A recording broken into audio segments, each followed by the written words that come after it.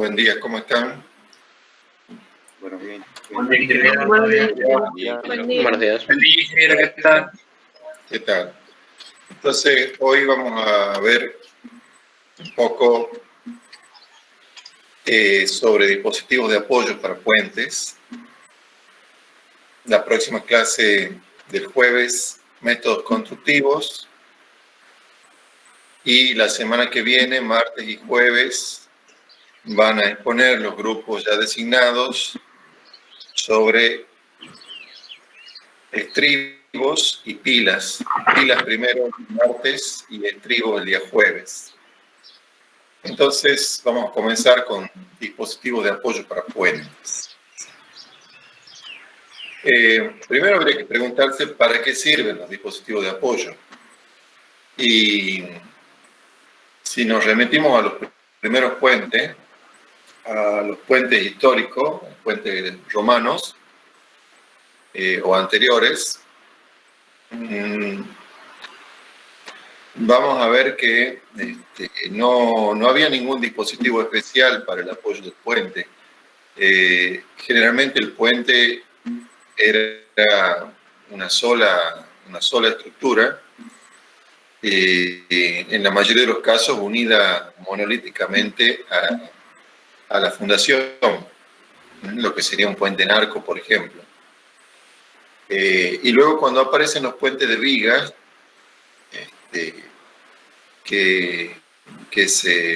principalmente en madera, a lo sumo había una plancha de algún material cualquiera entre la viga y su apoyo. Pero esa plancha, que después en algún momento fue de plomo, no cumplía bien sus propiedades porque se deformaba y pasaba a ser una parte más de la estructura. Entonces tenemos que empezar a preguntarnos para qué sirven los dispositivos de apoyo y cuándo necesitamos un dispositivo de apoyo. ¿A alguien se le ocurre para qué sirve el dispositivo de apoyo? ¿Qué pasa si no lo usamos? ¿Por qué lo usamos?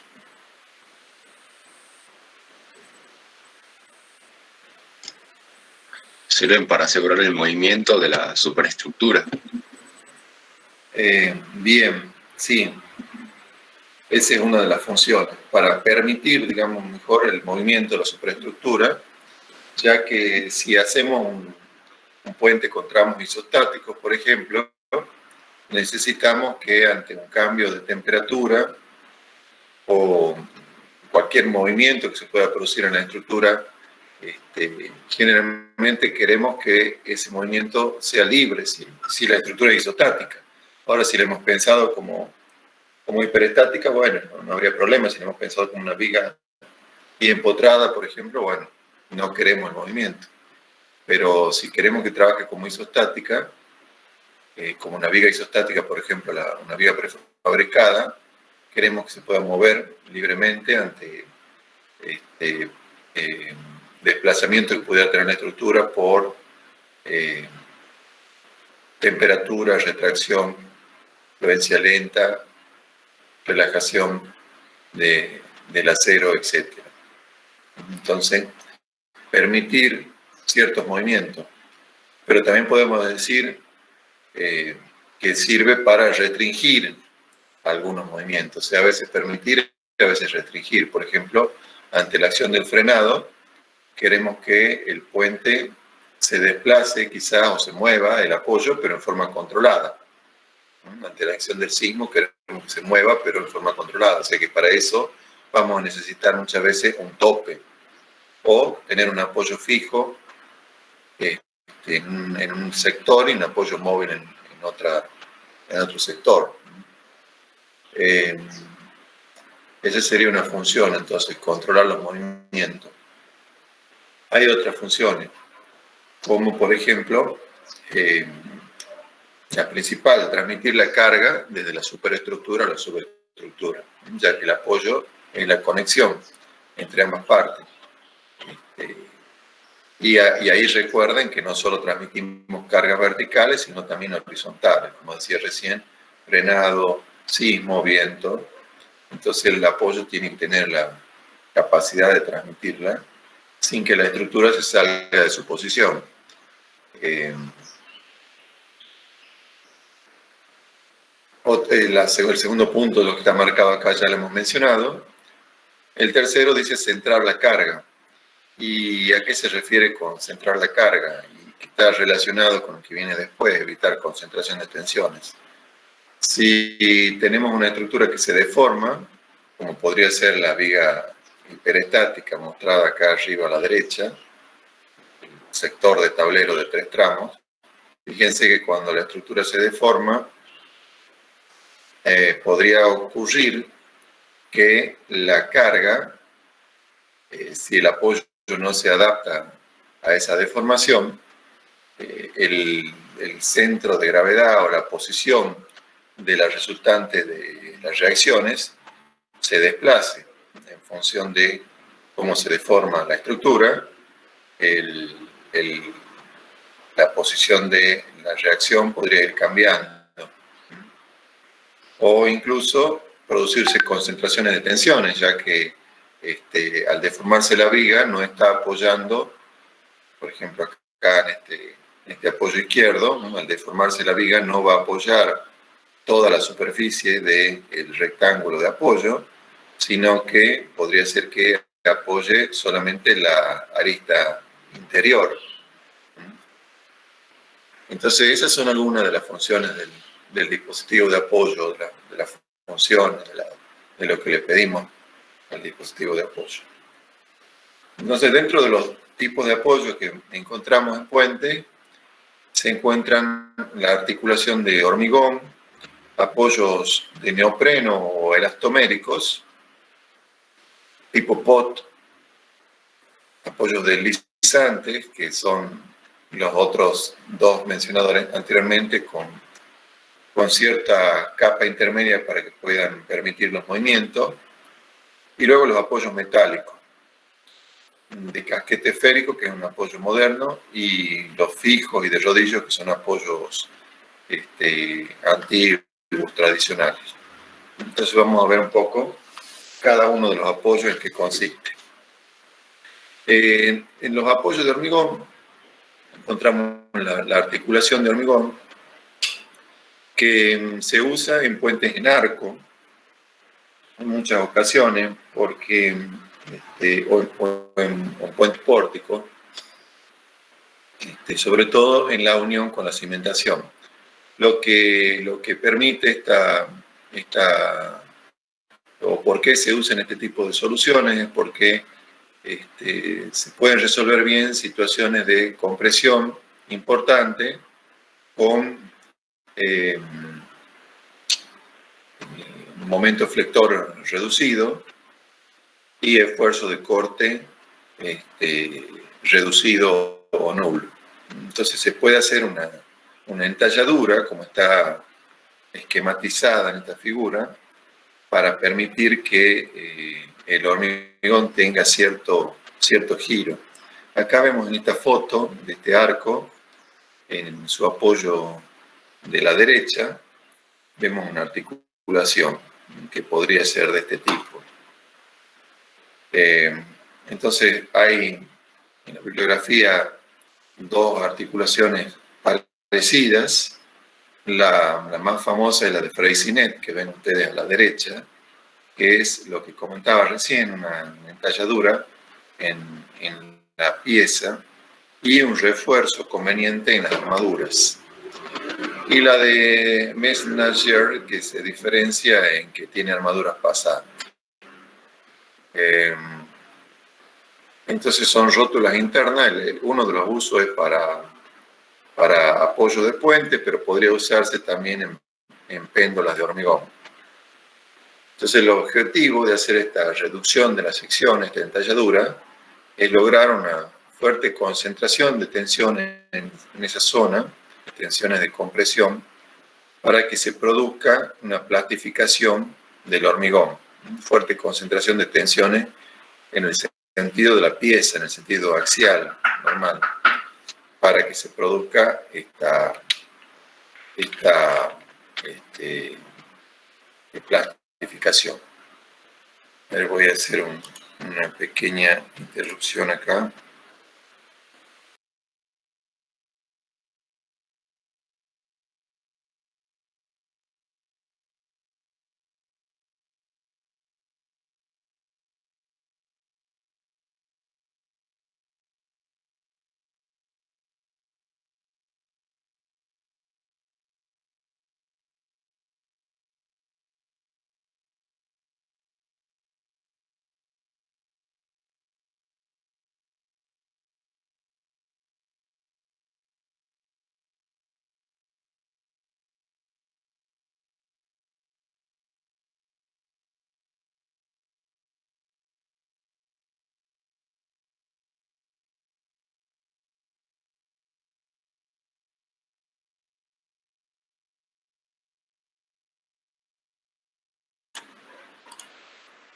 Bueno, disculpen la interrupción. El hecho de dar clase en la casa produce estos problemas. Bueno, entonces, ¿qué es lo que queremos? Que se produzca una gran concentración de tensiones axiales. El hormigón trabaja a tensiones altas y confinarlo en las otras direcciones, de manera que no aparezcan tracciones en la sección.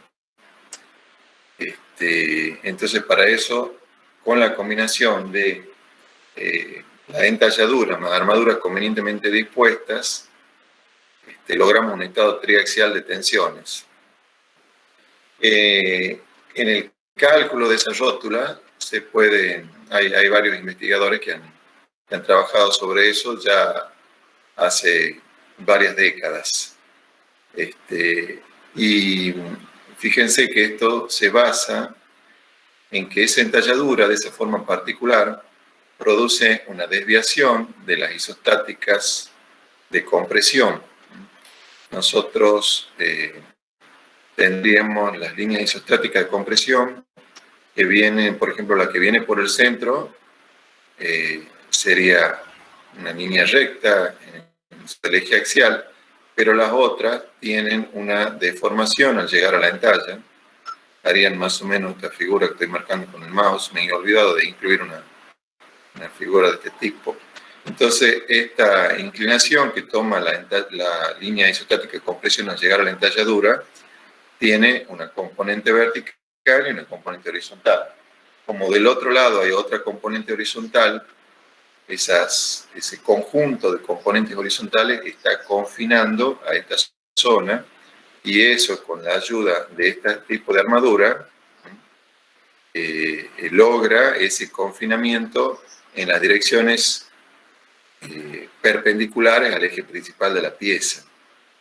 Eso, sumado a la gran compresión, logra que toda esta sección esté prácticamente plastificada y pueda tener un pequeño giro, que es el objetivo de esta articulación.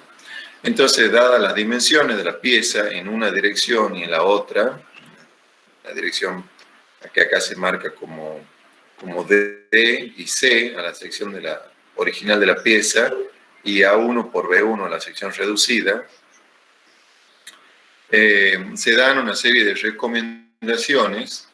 Ustedes actualmente este problema lo podrían estudiar con un programa computacional, pero piensen que esto se ha estudiado hace varias décadas, como les decía, 80, 90 años. Entonces hay una serie de recomendaciones de cómo lograrlo.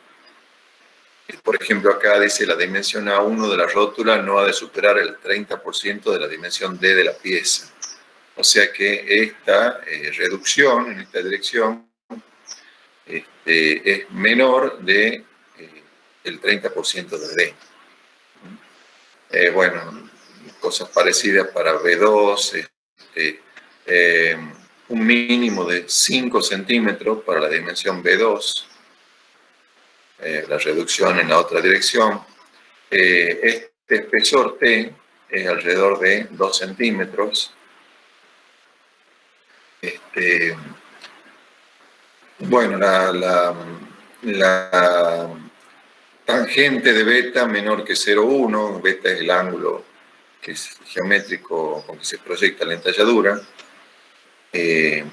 Bueno, y alguna condición que tiene que cumplir entre la sección A1 por B1, que es la sección de la entalladura, con el axial máximo, el esfuerzo normal máximo para cargas totales. Y acá aparece la resistencia característica del hormigón, y alfa es un ángulo de giro de la rótula debido a cargas permanentes. Bueno, y así algunas condicionantes, algunas cuestiones que hay que verificar. La cuestión es que el ángulo máximo de giro de la rótula es del 15 por 1000. Parece poco, pero es suficiente para cubrir, en la mayoría de los casos, puente en arco, por lo menos. Bueno, si esto no se pudiera cumplir, hay que recurrir a otro tipo de apoyo. Bueno, aquí está la obtención del momento flector en la rótula a partir de la geometría y del esfuerzo normal y de la resistencia y del ángulo de giro. Y alguna condición respecto al esfuerzo de corte. Esta pieza anda bien cuando el esfuerzo de corte es bajo. Cuando el esfuerzo de corte es alto, se han realizado algunas soluciones, como la que mostraba acá a la izquierda, de cruzar armadura, pero el hecho de cruzar armadura limita el giro de la pieza. Entonces, directamente se aconseja que cuando el corte es alto, buscar otra solución. Bien, entonces hay también algunas recomendaciones sobre el armado en función del cálculo de unas fuerzas U1 y U2 que hay que absorber. Pero bueno, lo importante que tengamos en cuenta acá es cómo trabaja esto. Hay un desvío de las líneas isostáticas de compresión al llegar a la entalladura. La componente horizontal de esas isostáticas de compresión nos está confinando. Piensen que tenemos fuerzas horizontales hacia adentro de la pieza en las dos direcciones. Eso, sumado al confinamiento que produce la armadura, logra que toda esta zona pueda trabajar a altas compresiones. Piensen que este confinamiento de la armadura es lo mismo que pasa en una columna con estribos tradicionales o en una columna sunchada. Al agregarle armaduras, como son los sunchos o los estribos, lo que estoy haciendo es evitar que la columna falle por tracción perpendicular al eje. Estoy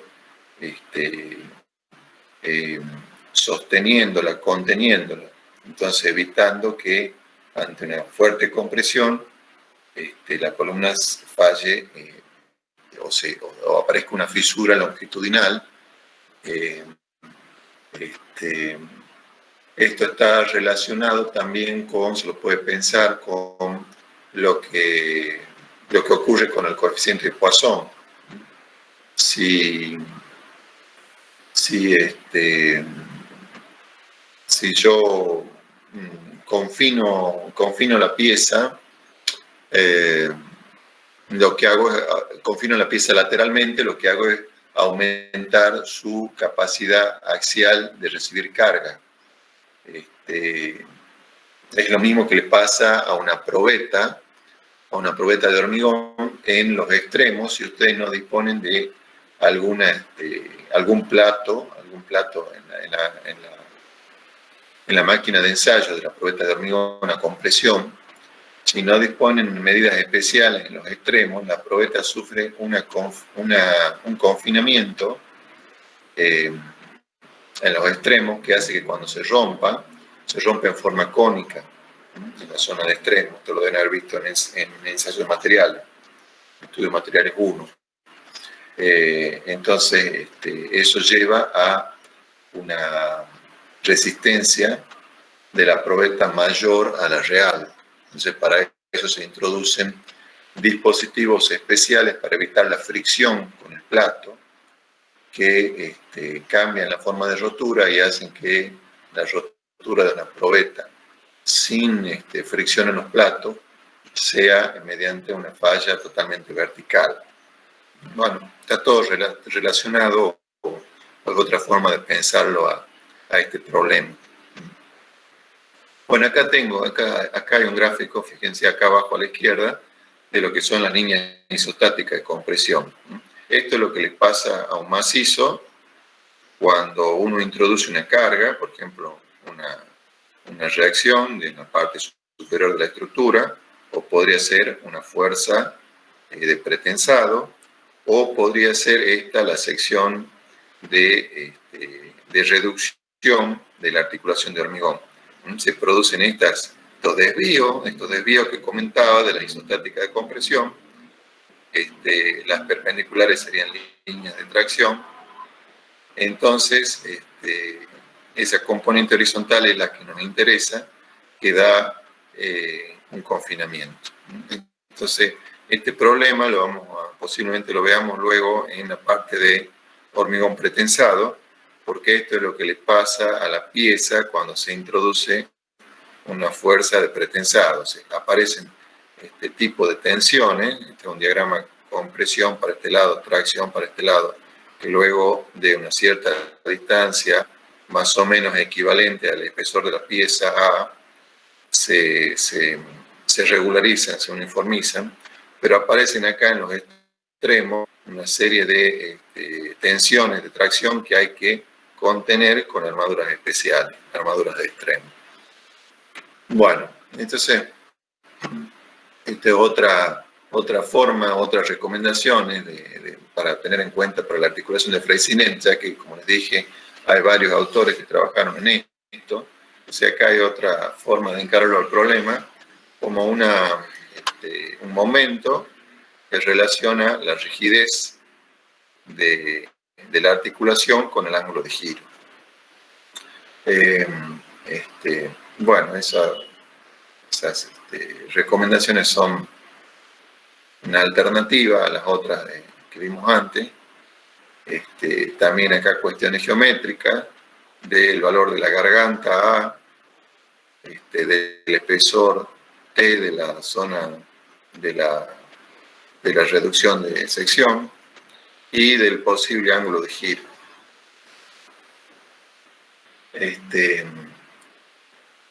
Bueno, es conveniente usar hormigón de buena resistencia característica. Acá decía, esta es una publicación vieja, pero hablaba de por lo menos 25 megapascales. Hoy en día se podrían usar valores mucho mayores.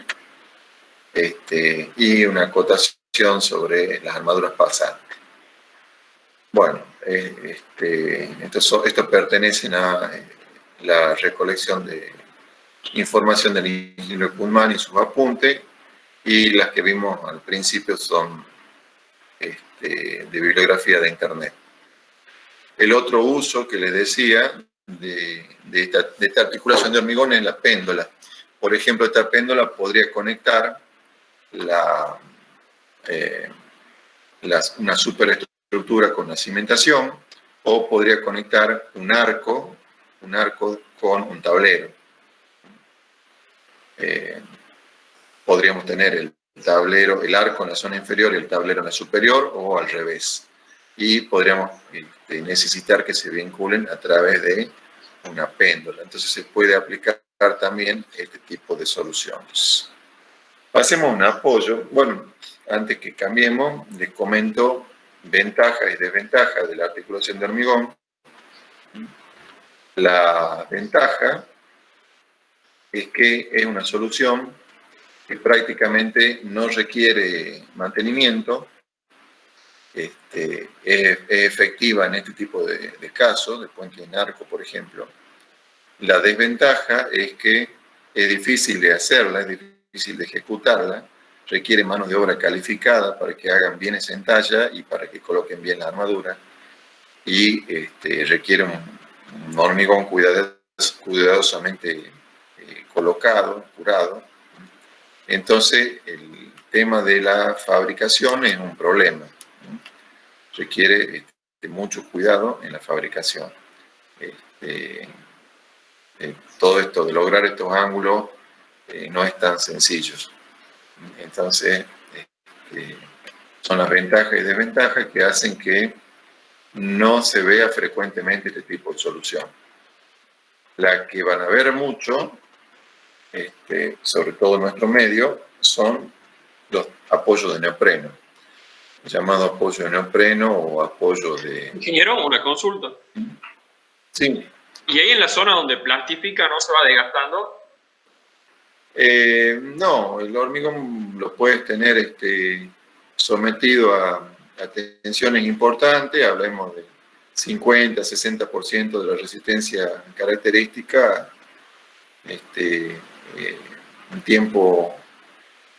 durante mucho tiempo y no pasaría nada. No es como el problema de la carga cíclica, por ejemplo, de la carga que lo que le pasa al acero, por ejemplo, que sube y baja la carga, y el material va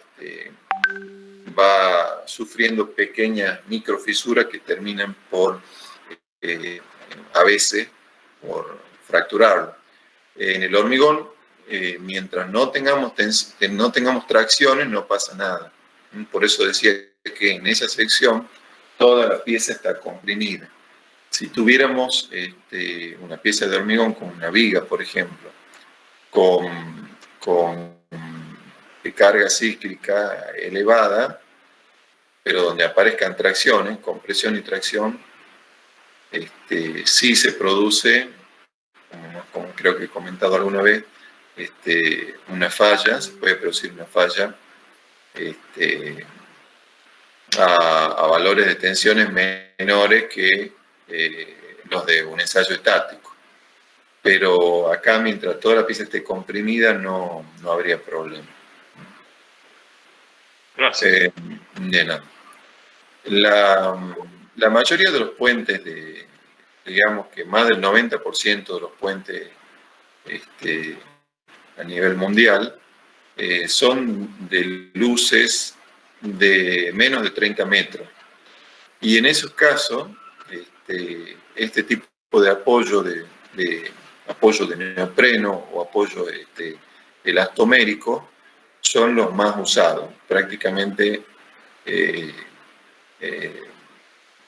el 99% de los casos de un puente de menos de 30 metros se usan este tipo de apoyo, que consisten en intercalar chapas de acero con revestimiento de un material que tenga propiedades elásticas como similares al caucho.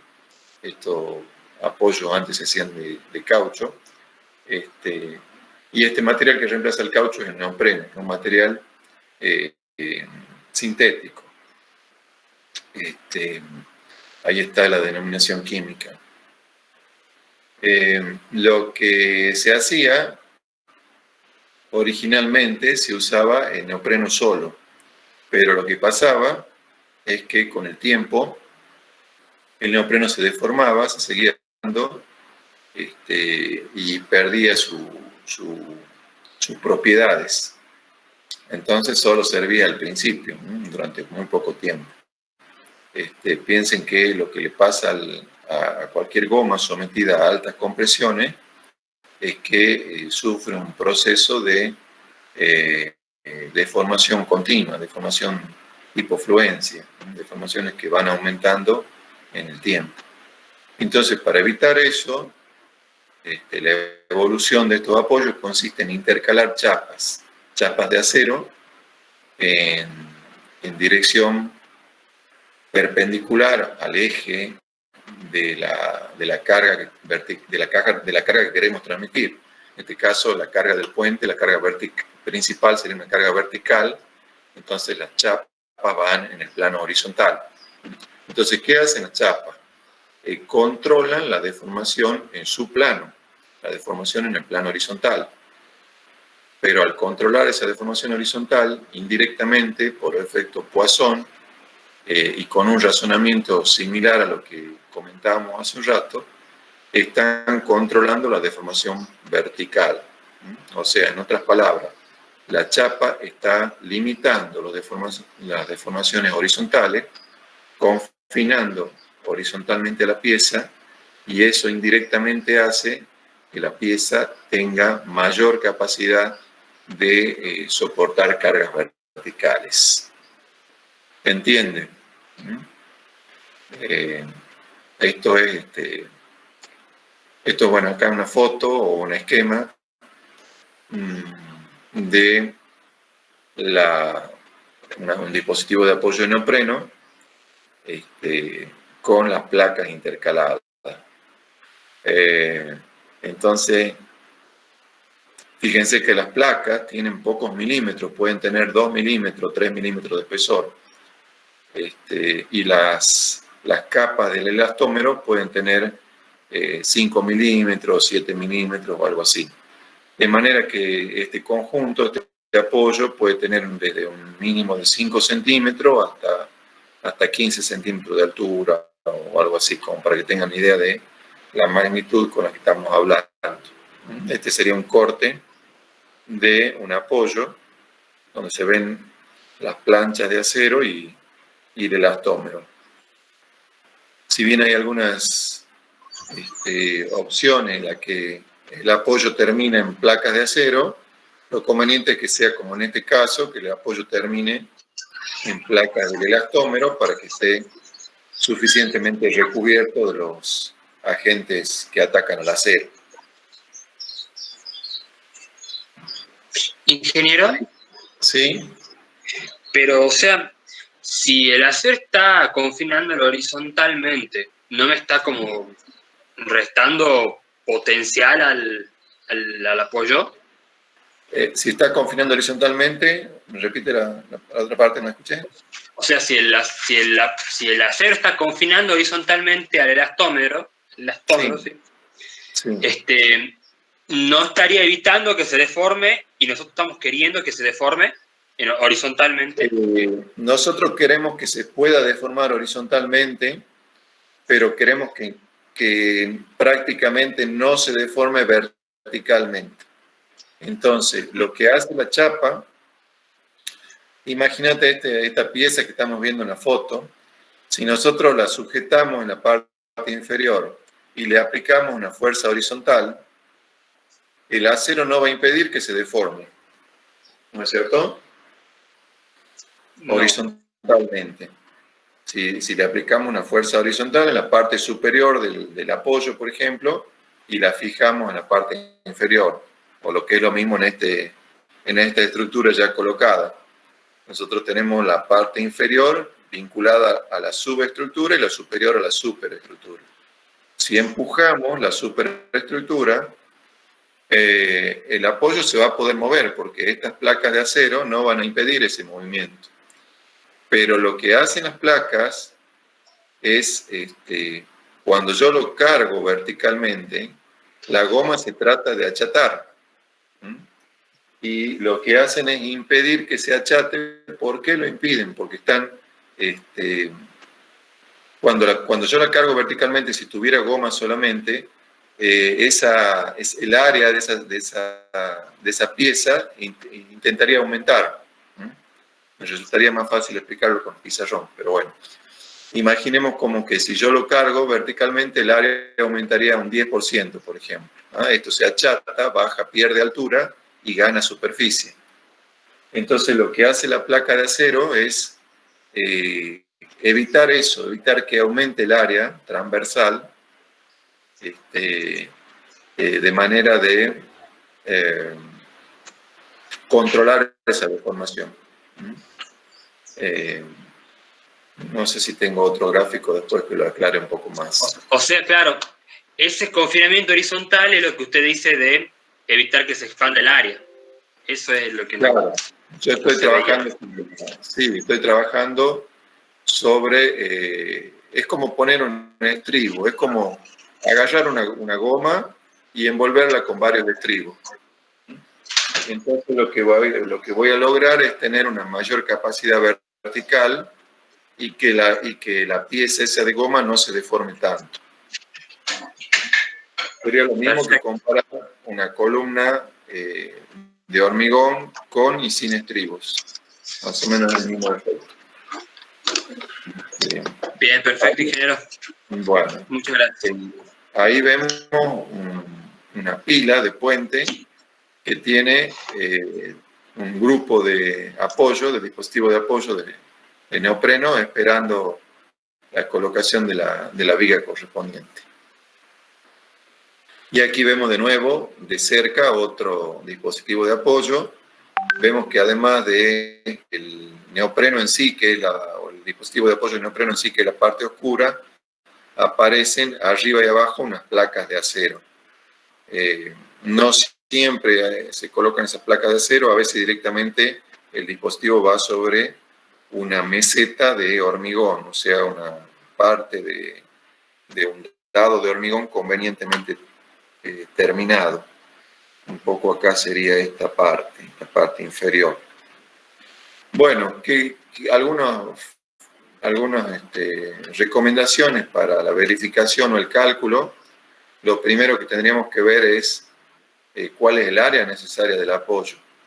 Y para eso tendríamos que conocer cuál es la fuerza vertical máxima que va a soportar el apoyo y dividirla en la tensión admisible del neopreno, que normalmente está en los 150 kilos por centímetro cuadrado, 15 megapascales. Entonces, si hago el cociente, tendría el área necesaria. Luego también podría tomar una relación de lados de 1 a 1 o 1 a 2, hacer un apoyo cuadrado o hacer un apoyo rectangular, que es lo más común,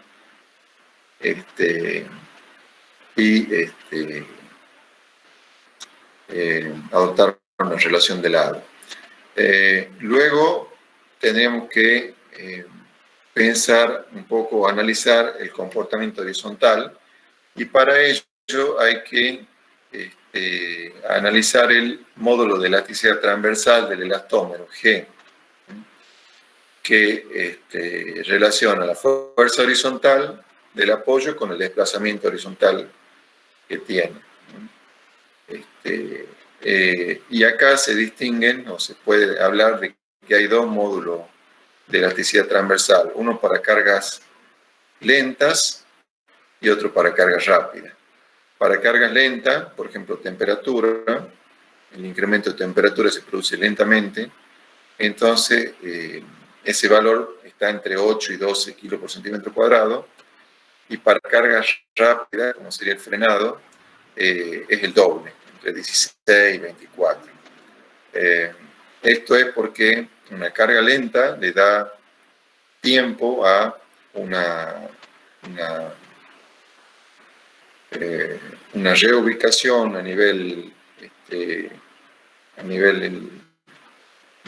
microscópico, digamos así, de la pieza. En cambio, una carga rápida no. Es algo parecido a lo que pasa en un ensayo de acero o incluso de hormigón. Si uno aplica la carga lentamente, hasta rotura logra un cierto valor, cualquiera X. Pero si uno aplica la carga muy rápidamente, puede que a valores mayores.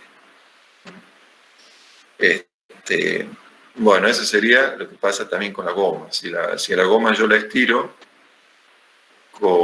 y le voy aplicando la carga lentamente, voy a lograr un comportamiento distinto a que si aplico la carga rápidamente, es como que la pieza es más rígida, sería la palabra. Entonces, acá para analizar el comportamiento ante una carga horizontal hay que tener en cuenta el espesor neto de la goma, que sería, sin contar la plancha de acero, las dimensiones en planta A y B de la pieza, la fuerza horizontal que interviene, H, y la tangente de gamma, donde gamma sería el ángulo de deformación, ¿no? O sea que tangente gamma es la distorsión o deformación angular del apoyo. Entonces podemos relacionar a estas variables con la tensión tangencial en el elastómero, de manera que la tensión tangencial tau sería fuerza H de área del apoyo, que es A por B.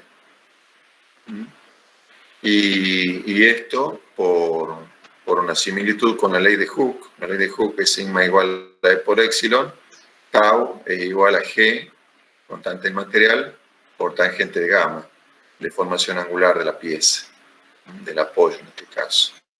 Y esa tangente de gamma, es aproximadamente igual a gamma, es cateto opuesto sobre adyacente. O sea, cateto opuesto es U y adyacente es T, que es el espesor de la pieza.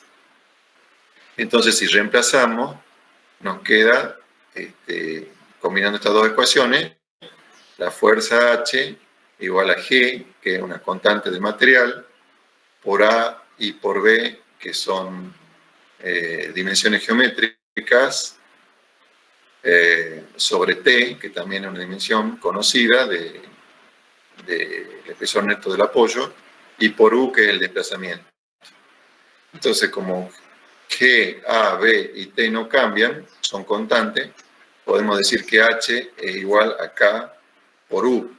O sea que K es la constante del apoyo, es G por A por B sobre T.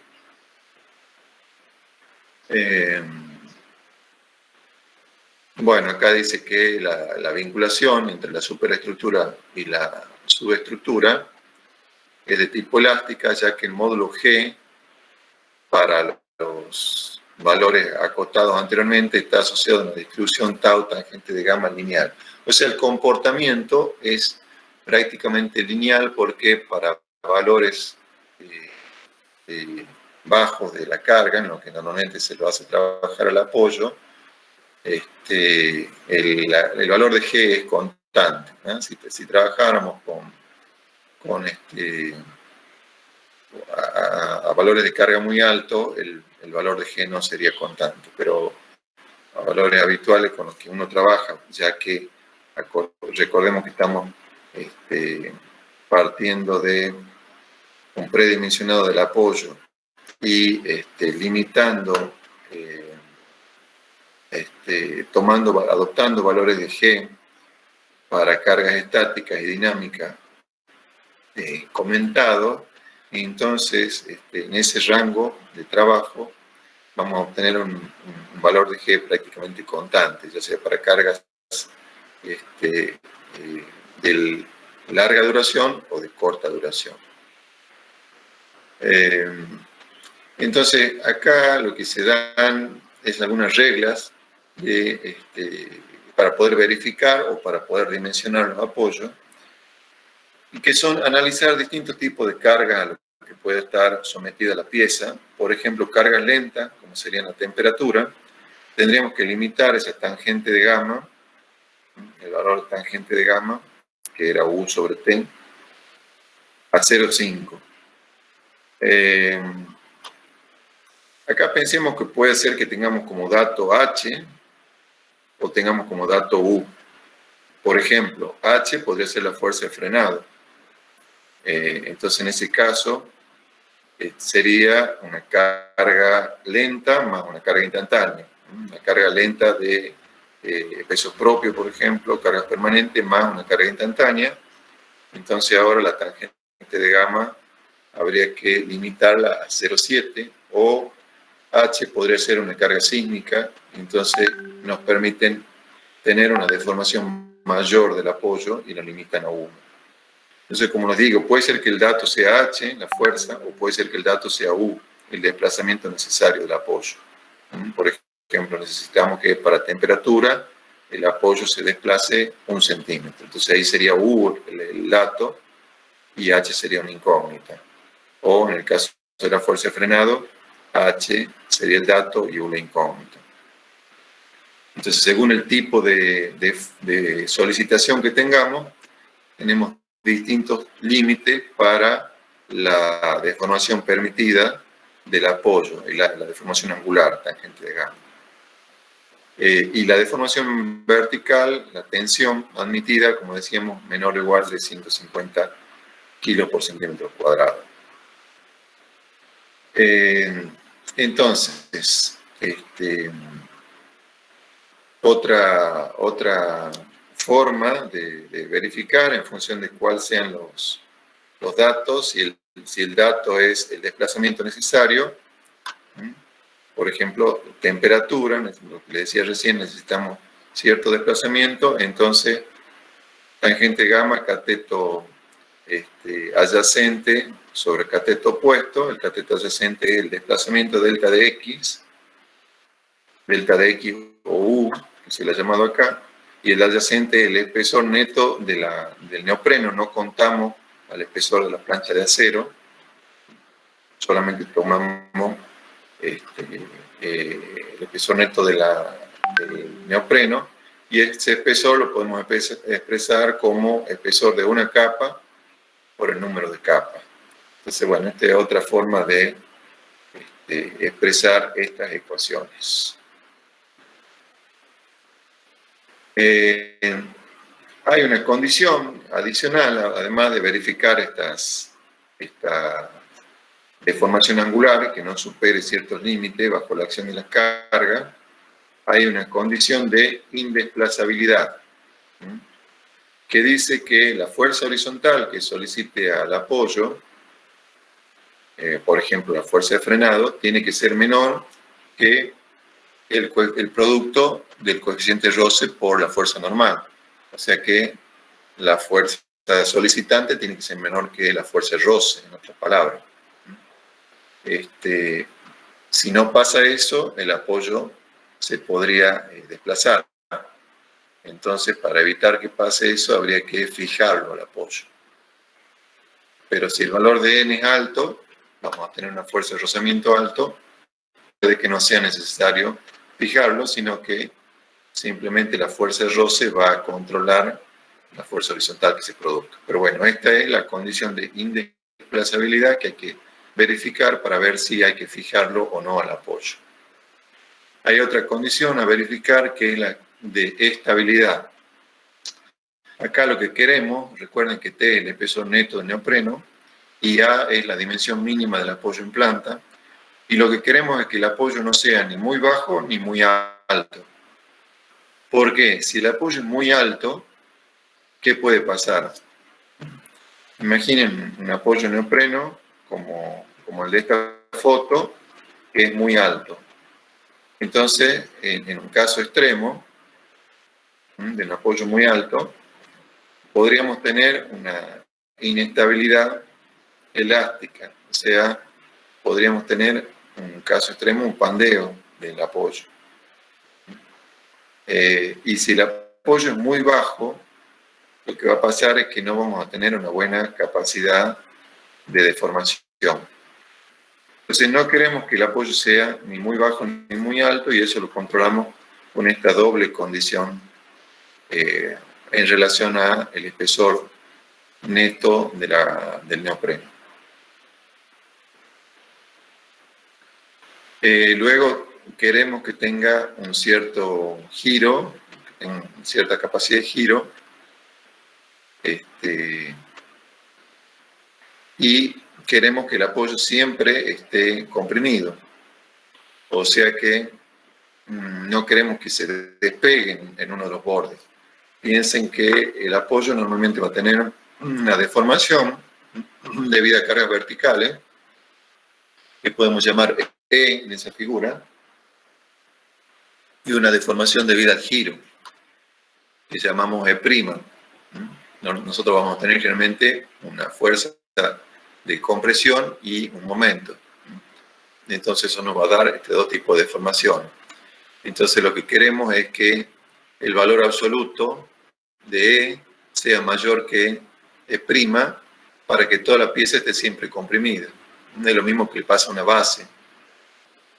Queremos que, si lo pensamos como una base, queremos que toda la base esté comprimida y no que se levante, me quede acá en la zona menos comprimida, me aparezca, se me despegue la pieza, ¿no? Ya que tracción no puedo tener. Entonces el desplazamiento E debido a carga vertical debe ser mayor que el desplazamiento E' debido al giro del apoyo. Limitación de la tensión tangencial. La tensión tangencial total, recuerde que la tensión tangencial es tau, la tensión tau, esta, obtenida de distintas combinaciones de fuerza, o sea, nosotros puede que tengamos una fuerza debido a frenado, eso nos va a dar una tensión tangencial, y otra tensión tangencial por temperatura, por ejemplo, y por otros efectos. Entonces queremos o ponemos como condición que la tensión tangencial total debido a cargas verticales, giros a absorber y distorsión del apoyo no deberá superar el valor de 5G en la sección de contacto goma-acero. Bueno, es una limitación más que tiene el apoyo. El espesor mínimo de las chapas de acero recomendado es 2 milímetros y el máximo 4, y el espesor de la goma entre 5 y 8 milímetros. Los datos típicos, cuando uno tiene que resolver un apoyo, podrían ser algo como esto. Bueno, tendremos que conocer la fuerza vertical máxima, la fuerza vertical mínima, fuerzas horizontales, si es que hay, desplazamientos horizontales para cargas de larga duración en las dos direcciones, los giros necesarios, y bueno, luego conocer cuál es la tensión admisible del material. Se adopta una tensión mínima de compresión, esto sería sigma mínimo de trabajo del material, de la goma. Si no se asegura esa tensión mínima de trabajo, hay que fijarlo al acero, al apoyo, porque si no se corre el riesgo que se produzcan desplazamientos, que se descalce el apoyo, que se salga de su posición. Bueno, hay tablas del fabricante donde aparecen información como esta o mucho más información, donde aparece, por ejemplo, la medida en planta del apoyo de 100 por 100 milímetros, de 100 por 150, de 100 por 200, etc.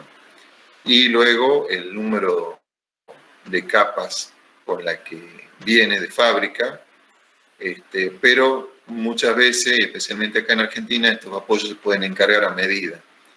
O sea, uno puede encargar cuántas capas quiere que tenga de elastómero y de chapa. En algunos casos el fabricante ya tiene medidas estándar y da cuál es la capacidad de carga del apoyo. En esos casos uno lo tiene que verificar. Hay casos, como les decía, que hay que anclar el apoyo, y eso, ¿cuándo pasa? Primero, cuando la superestructura tiende a deslizar encima del apoyo, porque tenemos fuerza solicitante H mayor que la fuerza de roce, o sea, H mayor que μ por N, o cuando las tensiones verticales medias son muy bajas. Tensión vertical media mínima sería.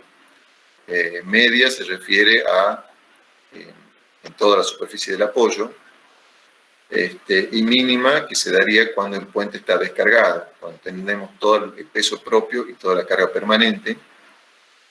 Hacemos fuerza vertical dividido en el área del apoyo, y si nos da valores muy bajos, entre 10 y 20 kilos por centímetro cuadrado, algunos autores dicen para valores menores de 30 kilos por centímetro cuadrado, hay que fijarlo el apoyo, porque se corre el riesgo que ante pequeñas vibraciones el apoyo se descalce, se mueva de su posición original.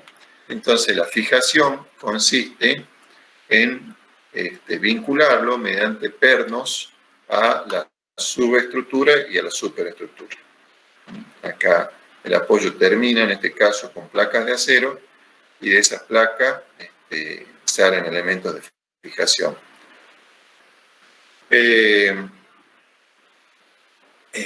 Bueno, esto es una imagen de un fabricante del neopreno anclado. Una de las formas de anclarlo también es introducir elementos rugosos exteriormente para aumentar ese coeficiente de roce y tener mejor adherencia. Pero si con eso no es suficiente, hay que directamente colocar estas placas con dispositivos antideslizamiento que van empotrados en la super y en la subestructura. Bien, este dispositivo de apoyo de neopreno tiene esa limitación que el neopreno no puede trabajar a más de 150 kilos por centímetro cuadrado de tensión vertical, lo cual para puentes importantes nos va a dar áreas de apoyo muy grandes. Entonces, una evolución de esto es que se usa para puentes grandes, digamos, de 40 a 50 metros para arriba, es encerrar al neopreno en una caja metálica que lo confine y permita lograr tensiones mucho mayores. Entonces, ese es el apoyo tipo pot o caja fija. Fíjense, es una base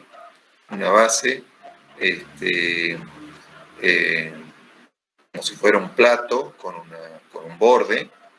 Sobre eso va una plancha de neopreno y sobre eso va una tapa con unos sellos sellada, de tal manera que esto se puede comprimir y el neopreno alcanza acá un estado de prácticamente un estado viscoso,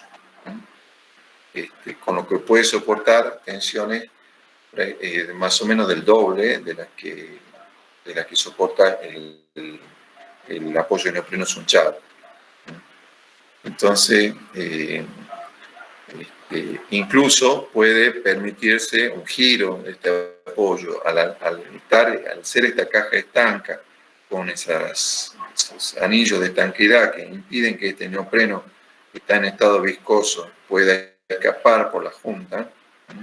Esta tapa puede permitirse, con un diseño adecuado, puede tener un giro, puede soportar una fuerte compresión y puede soportar un momento flector que le ocasione un giro. Entonces, acá se habla de que puede trabajar a tensiones verticales de 250 a 300 kilos por centímetro cuadrado y tiene cierta capacidad de rotación. Entonces, acá lo que estamos haciendo es mejorar lo que es ese confinamiento que le daban las placas de acero, ahora ya encerrarlo en una caja metálica para asegurarnos un mejor confinamiento y de esa forma lograr soportar tensiones verticales aún mayores. Estos apoyos, a diferencia de lo de neopreno con chapa de acero, estos apoyos son más caros, como he comentado anteriormente, no se fabrican en Argentina, los otros sí. Entonces, son más caros, es tecnología muy buena, la durabilidad de este apoyo es mucho mayor, requiere un bajo mantenimiento, pero bueno, son caros y se usan solo en caso de puentes de luces importantes, 50 metros para arriba de luz. Bueno, a veces podemos necesitar que el apoyo tenga un deslizamiento, por ejemplo, y que no sea suficiente con el deslizamiento que le dan las placas de acero, la plancha de neopreno del dispositivo de apoyo con placas de acero, por ejemplo, ¿no? O en el tipo pot, el apoyo tipo pot, así como está planteado acá, solamente permite un giro, pero aparentemente, como se plantea acá, no permite un desplazamiento. Entonces, lo que se hace cuando queremos tener deslizamientos importantes, por cualquier motivo, por ejemplo, temperatura, es intercalar dos materiales, como son el acero inoxidable y el teflón, que tienen baja rugosidad, tienen muy baja rugosidad y permiten tener un movimiento entre la parte superior y la parte inferior del apoyo. Entonces, ¿cuándo recurrimos a este tipo de soluciones? Por ejemplo, como dice acá, cuando tenemos un puente de gran longitud, entonces tenemos un importante movimiento de dilatación o contracción, y no es posible absorberlo con la deformabilidad conjunta del apoyo y la subestructura. superestructura. No es suficiente con la capacidad de deformación del apoyo. Piensen que cuando hablamos de deformación del puente por temperatura, también tenemos que contar con la posibilidad que las pilas se deformen. Si las pilas son esbeltas, son altas, van a tener cierta capacidad de deformación sin problema. Pero si las pilas son robustas, son cortas, no la van a tener. Por ejemplo, en este caso, esfuerzo inadmisible, caso de columnas cortas. Estoy cargando al puente, el puente se deforma, sufre una deformada, y si las pilas son robustas, no van a tener buena capacidad de deformación y podemos tener problemas. Entonces, en esos dos casos, o en esos, prácticamente es el mismo caso presentado de dos formas, vamos a necesitar apoyos desplazables. Apoyo de neopreno deslizante se logra interponiendo una lámina de teflón y una plancha de deslizamiento de acero inoxidable generalmente. Y lo mismo pasa, bueno, de esa forma, la imagen de un fabricante, el neopreno deslizante, el mismo apoyo de neopreno, pero con una plancha de acero inoxidable y teflón. Y lo mismo pasa en el tipo POT. Agregamos una placa de deslizamiento de acero inoxidable generalmente, y una placa de teflón.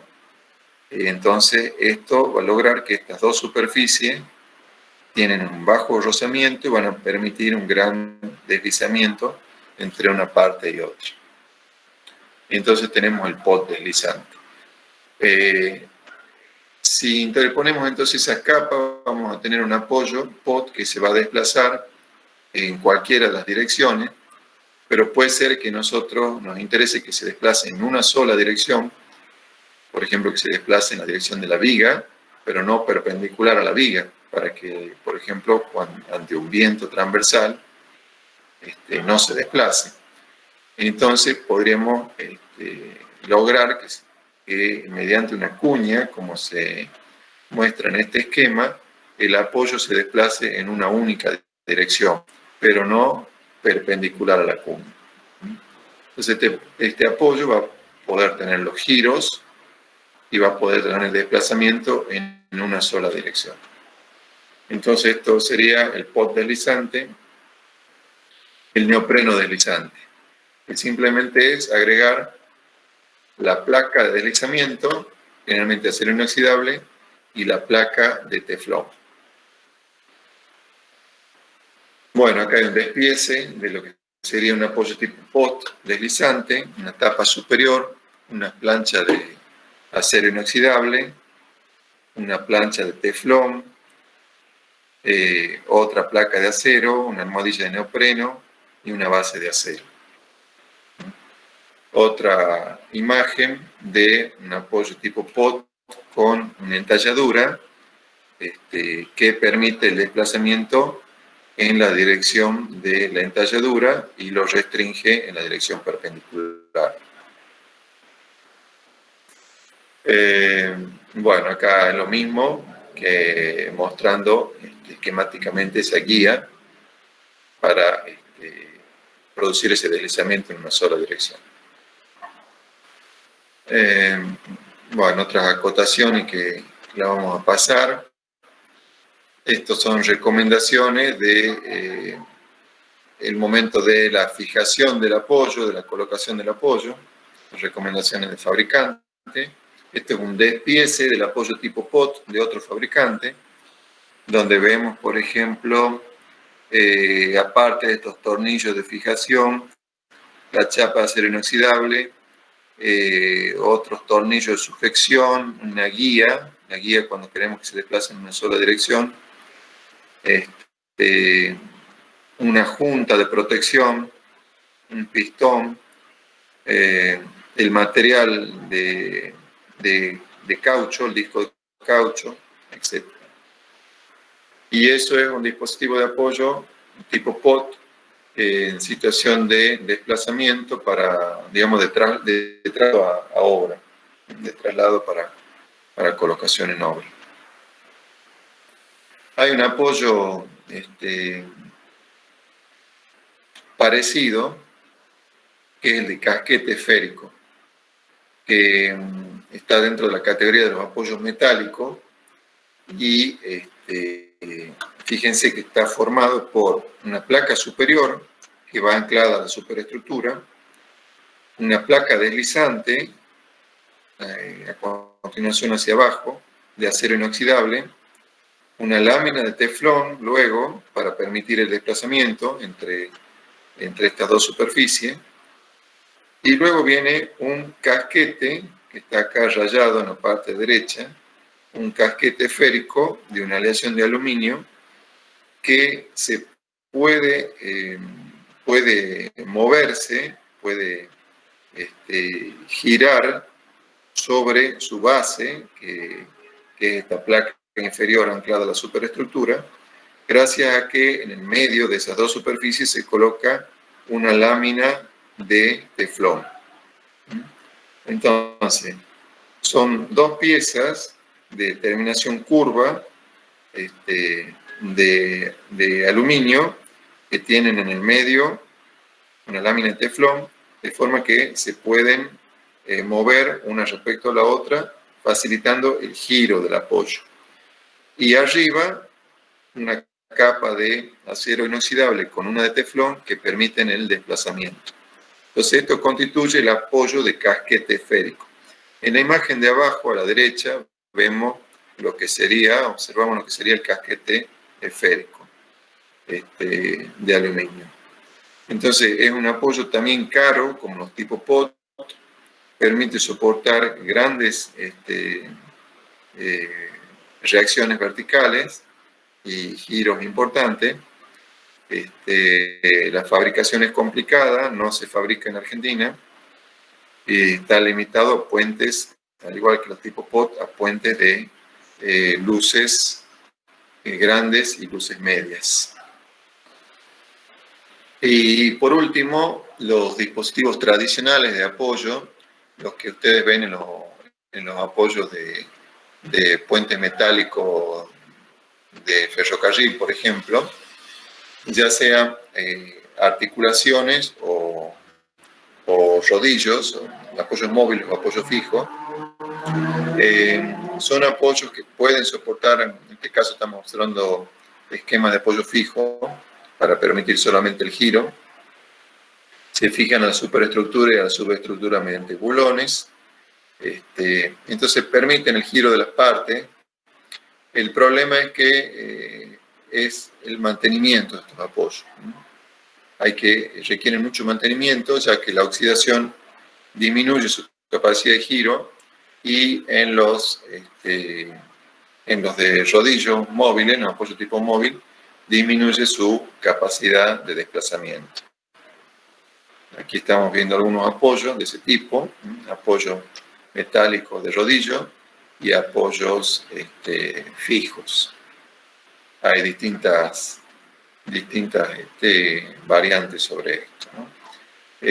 Como les digo, son apoyos con los que se pueden transmitir cargas importantes y giros importantes, desplazamientos importantes, pero son caros y requieren mucho mantenimiento.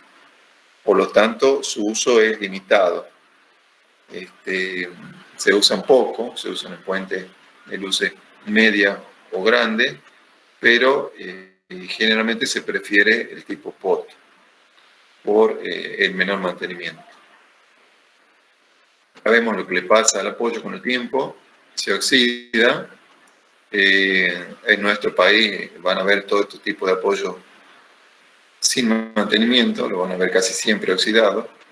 Entonces eso hace que lo que había sido pensado como un apoyo que gira se transforma en un apoyo que no gira, lo cual hace que el diagrama de solicitaciones en las piezas puede ser que se vea afectado. Bueno, algunas recomendaciones sobre la colocación del apoyo.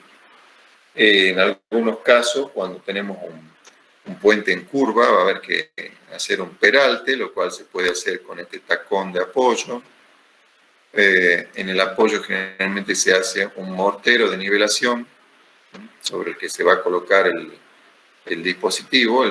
Ese dado de apoyo tiene que tener una superficie algo mayor que el mismo apoyo de neopreno sobre el que va a soportar. Acá están las recomendaciones: al menos 5 centímetros de margen hacia cada lado de ese dado de apoyo de esta meseta, que sería esto.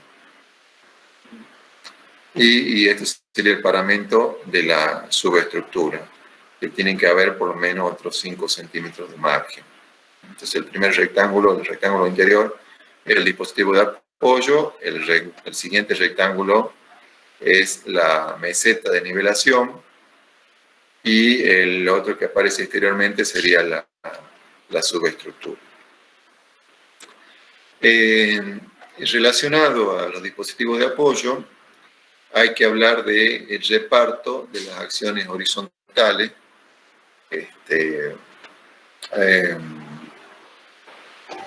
Ya que los apoyos deben absorber fuerzas horizontales contenidas en el plano y transmitirlas a la subestructura.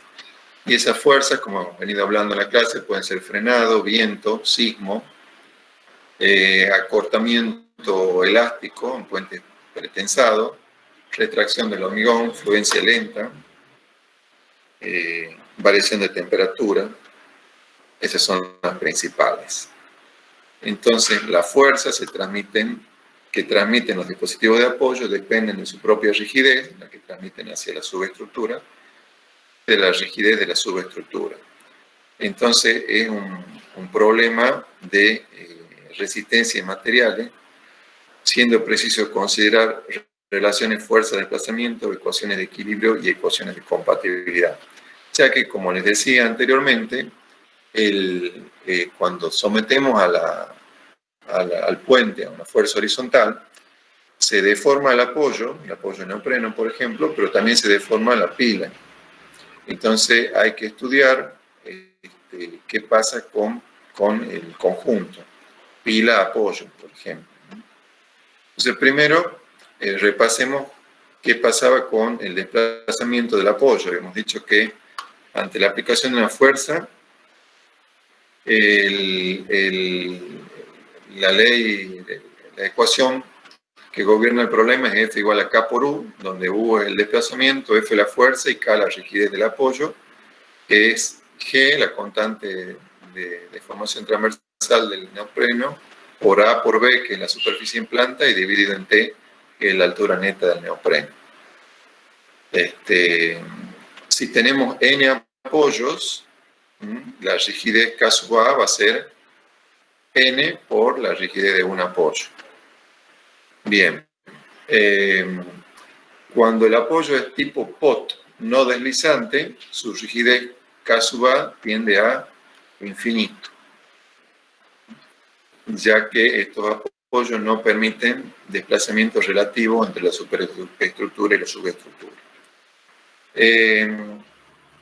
O sea que en esos casos la fuerza horizontal que se transmite por frenado, por ejemplo, va a depender solamente de la rigidez de la subestructura. En el caso ¿sí? Entonces el apoyo tipo POT lo único que sería es como para materializar un apoyo fijo. Si no tiene la ranura esa de guía, sí. Claro. Si no, si queremos que se deslice, hay que colocarle la ranura de guía para que se deslice en una sola dirección. Perdón, si queremos que se deslice, hay que ponerle el teflón con el acero inoxidable para que sea deslizante.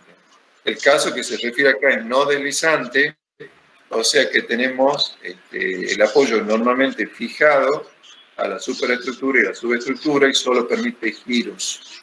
Si queremos que permita desplazamiento, o sea que sea deslizante, le agregamos el teflón y el acero inoxidable. Y si queremos que deslice en una sola dirección, le agregamos el guía o corredera. Bien, perfecto. Gracias. Bien. Entonces, si Si el apoyo es deslizante, una vez que se vence el rozamiento, se transmite una fuerza horizontal constante, K igual a μ por N, N es la fuerza normal, μ el coeficiente de rozamiento. Mientras dicho rozamiento no se vence, vale la relación F igual a K por U, válido para el comportamiento elástico.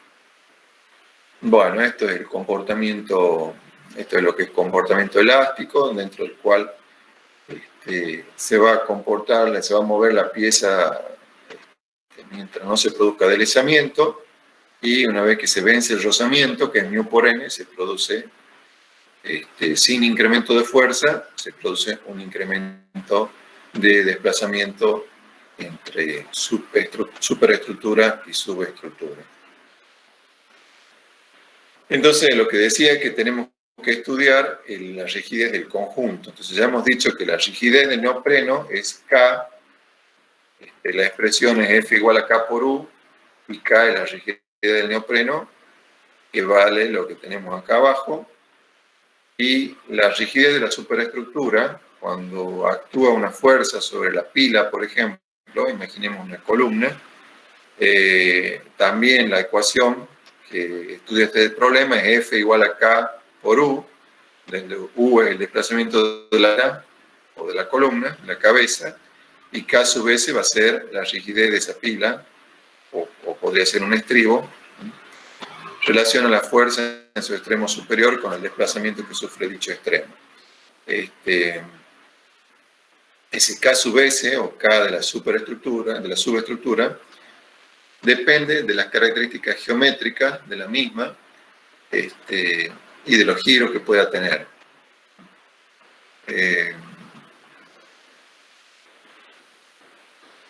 En el valor de esa rigidez interviene el módulo elástico. Bueno, acá hay una expresión aproximada del cálculo del módulo elástico. Pueden utilizar también las expresiones que da el CIRSOC.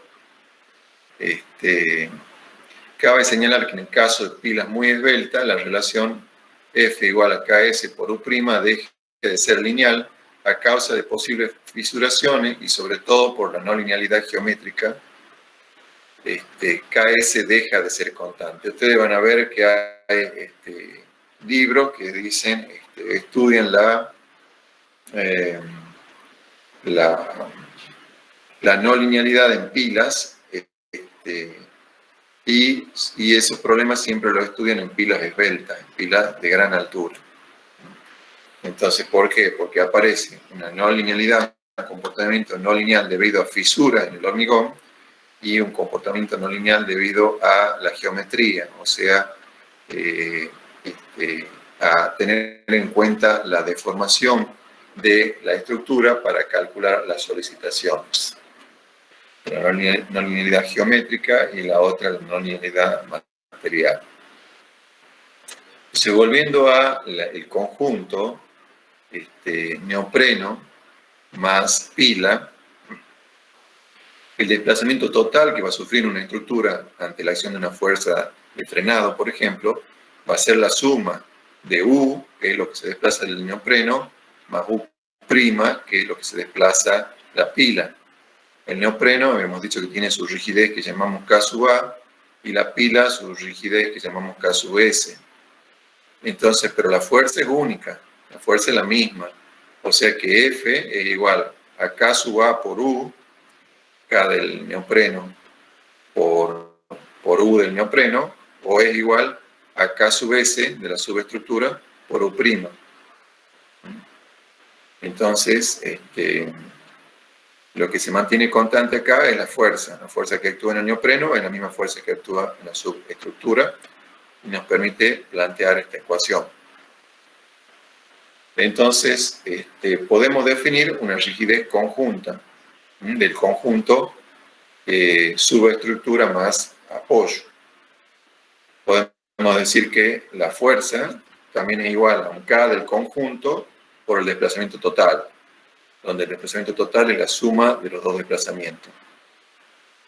Y si reemplazamos esos desplazamientos U y U' por estas expresiones, U va a ser F sobre K y U' va a ser F sobre KS.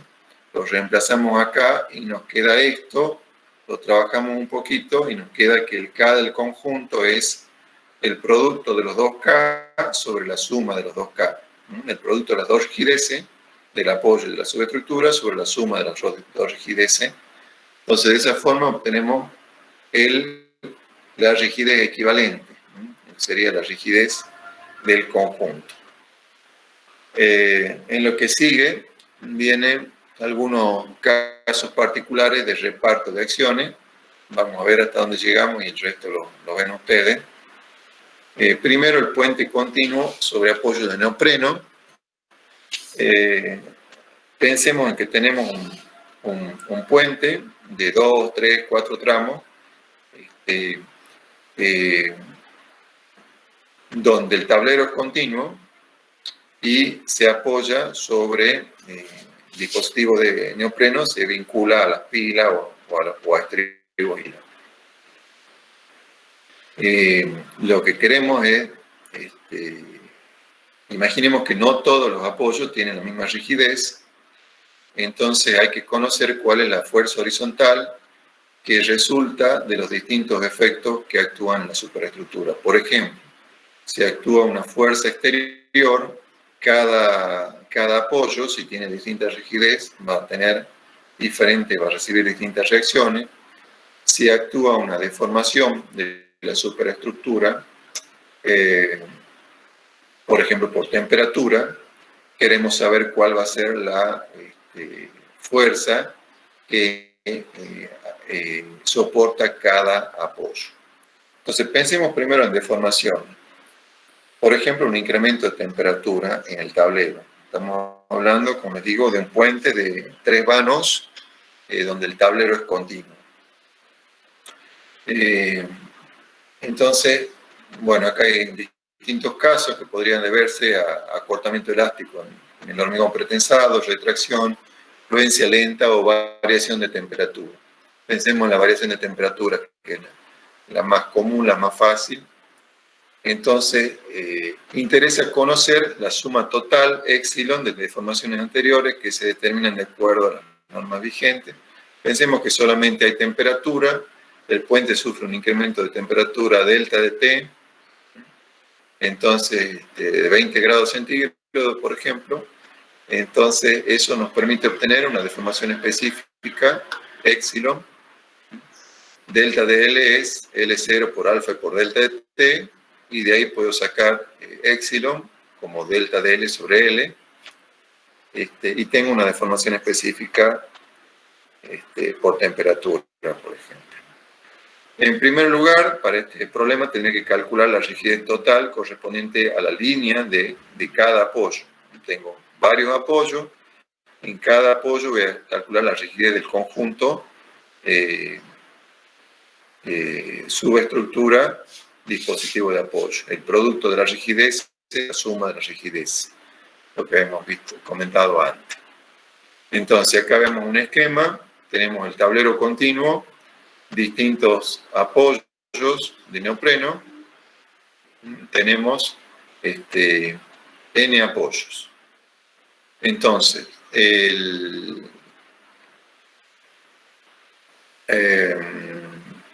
lo que va a pasar es que ante el incremento de temperatura, por ejemplo, si el sistema fuera simétrico, totalmente simétrico de forma, ante un incremento de temperatura, se desplazaría un delta de X sobre 2 hacia un lado y un delta de X sobre 2 hacia el otro lado del tablero, ¿cierto? Entre dos juntas de dilatación, por ejemplo.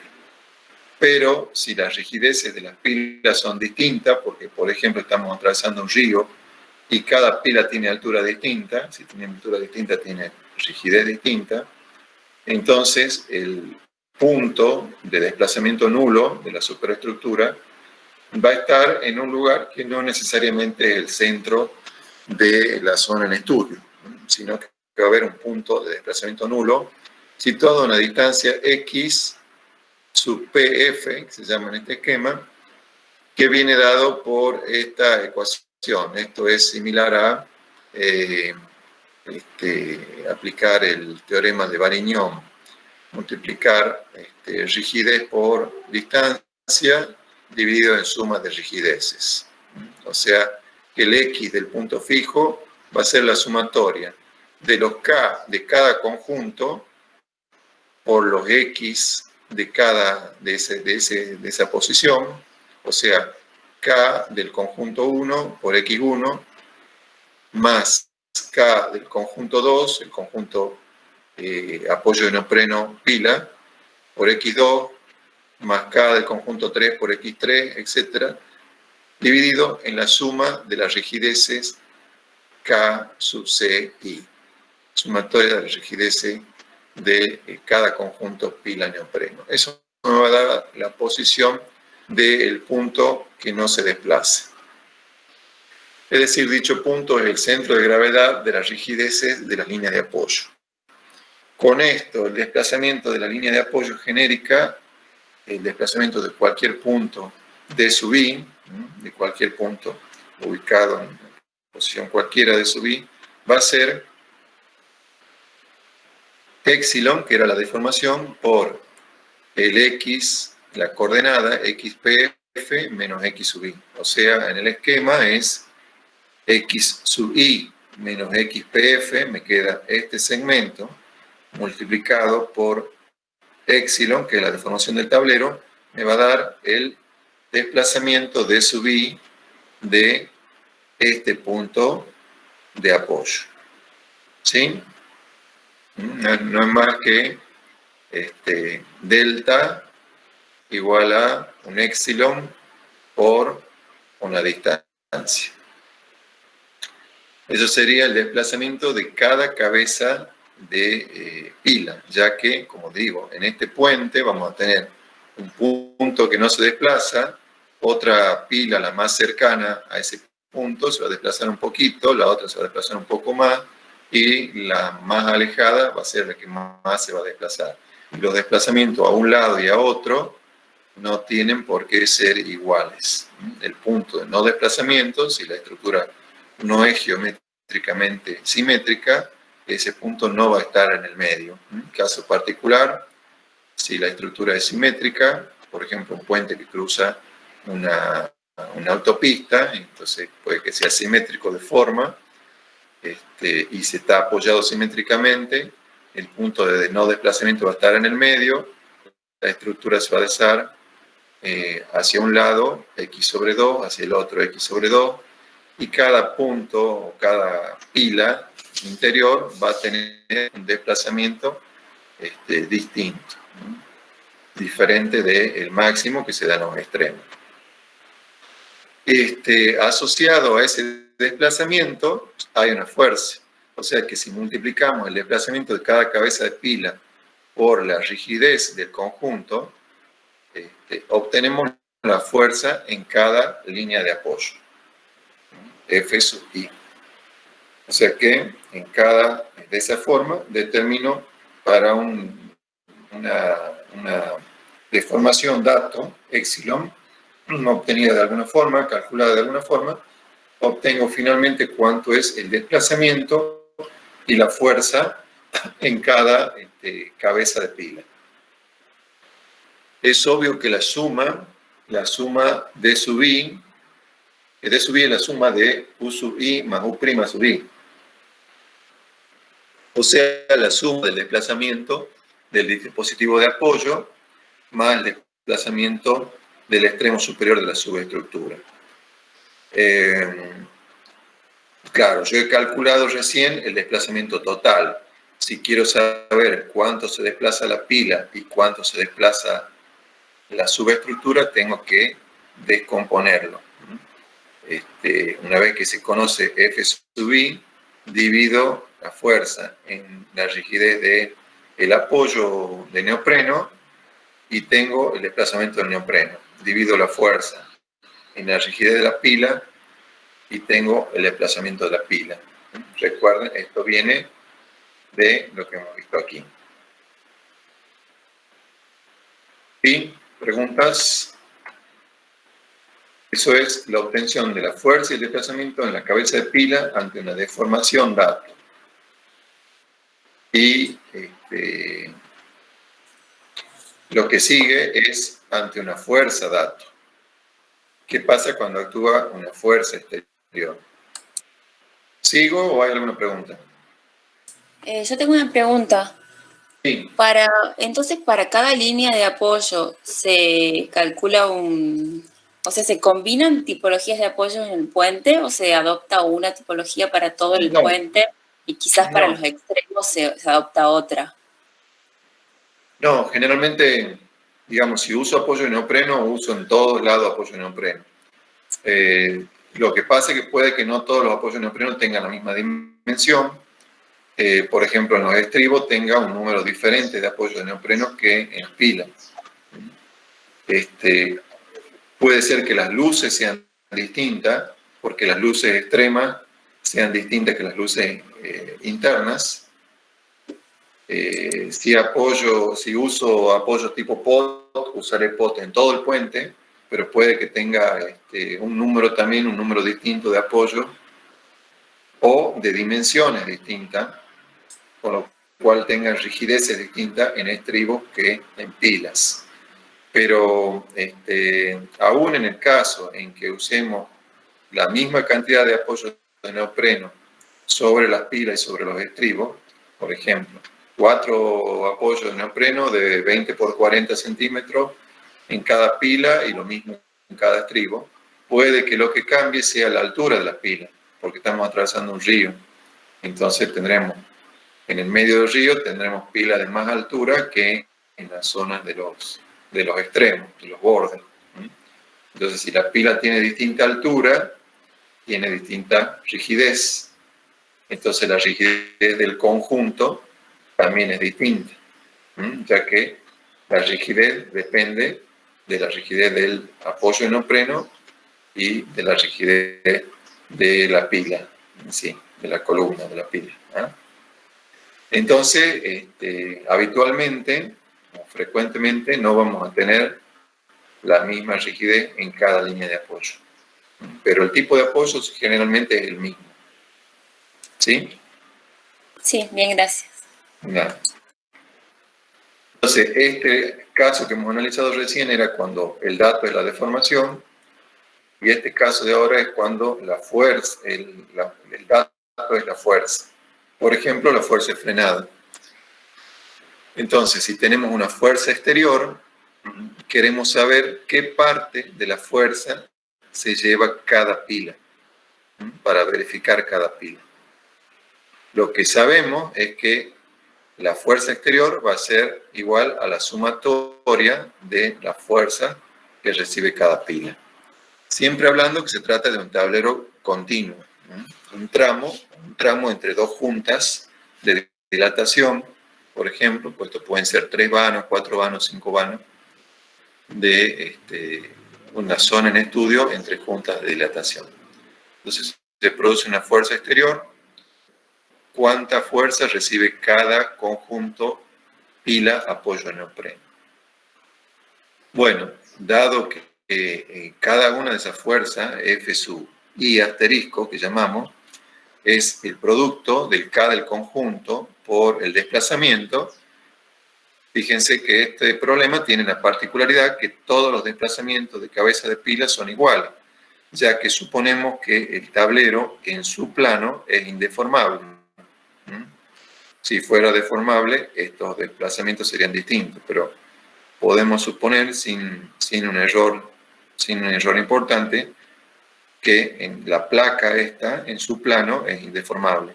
O sea, cuando actúa esta fuerza exterior, todo esto se desplaza el mismo valor, todas las cabezas de pila se desplazan el valor D.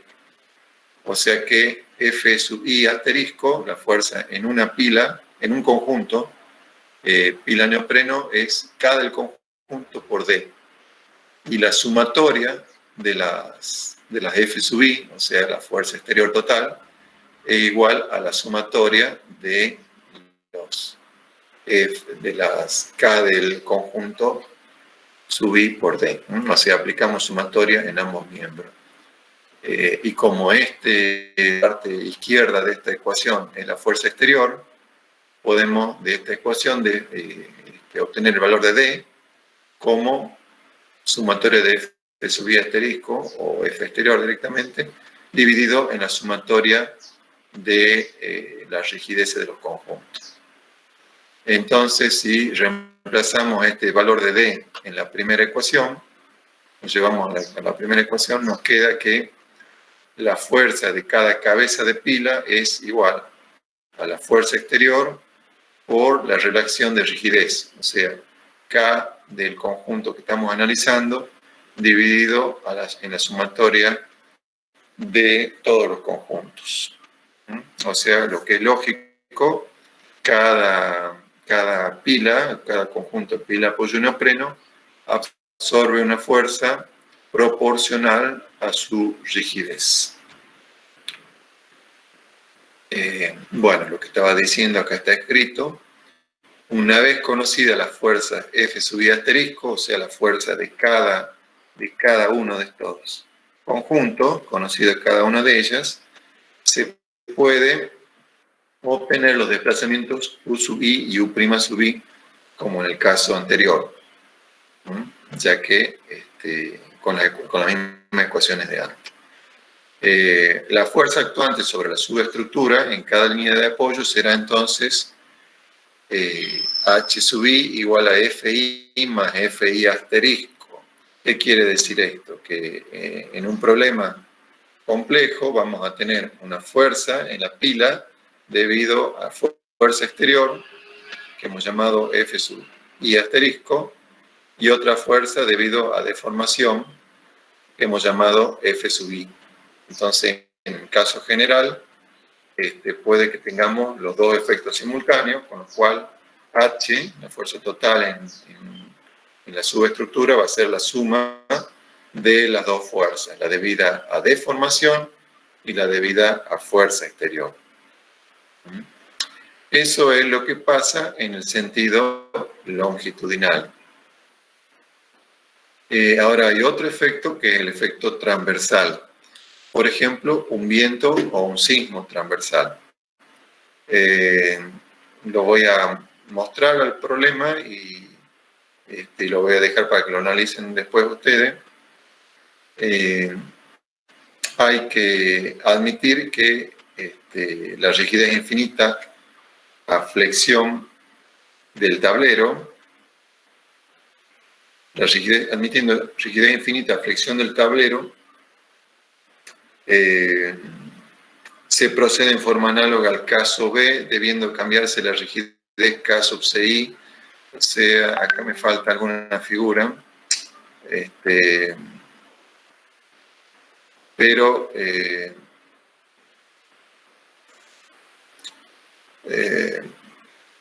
en realidad este tema habría que tratarlo con si trata pilas. Así que este tema de acciones transversales lo vamos a dejar para que lo traten los compañeros que tratan pilas, y si no, ya lo voy a explicar yo, si no lo explican ellos. Pero vamos a dejar esto acá en la parte de, entonces, fuerzas longitudinales. Después hay otro estudio para fuerzas transversales. No tengo acá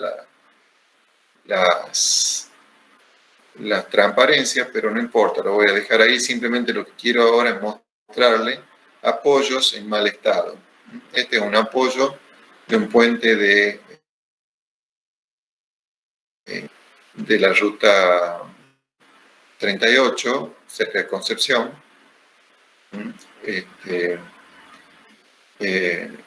Un dispositivo de apoyo, perdón, esta es la traza vieja de la ruta.